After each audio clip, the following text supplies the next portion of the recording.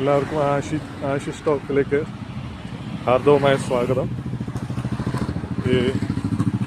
ഇപ്പോൾ നടന്നുകൊണ്ടിരിക്കുന്ന കേന്ദ്ര സർക്കാരിൻ്റെ സഞ്ചാർ സാഥി എന്ന നയം എത്ര കണ്ട് നമുക്ക് ജനങ്ങൾക്ക് വിശ്വസിക്കാൻ കഴിയുമെന്നുള്ളത് ഈ ദിവസങ്ങളിൽ മറ്റ് മൊബൈൽ കമ്പനികളിലൂടെയും ഒക്കെ വ്യക്തമായിക്കൊണ്ടിരിക്കുകയാണ്.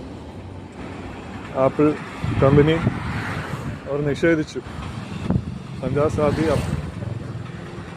നിർബന്ധമായിട്ടുള്ള സഞ്ചാർ സാഥിയുടെ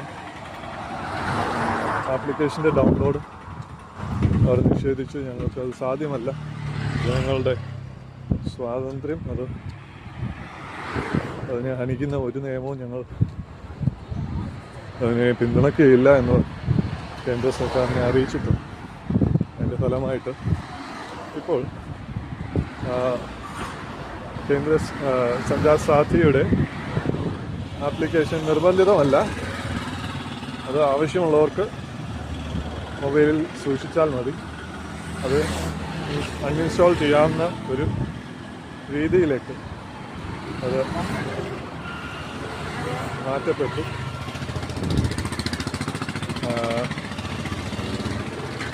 അങ്ങനെ പലരും അതിന് പ്രതിഷേധമുയർത്തുന്നതിൻ്റെ മുഖാന്തരമാണ് ഇങ്ങനെയൊരു പ്രതികരണം കേന്ദ്ര സർക്കാരിൻ്റെ ഭാഗത്തു നിന്ന് ഉണ്ടാകുവാനായിട്ടിടയാക്കുന്നത്.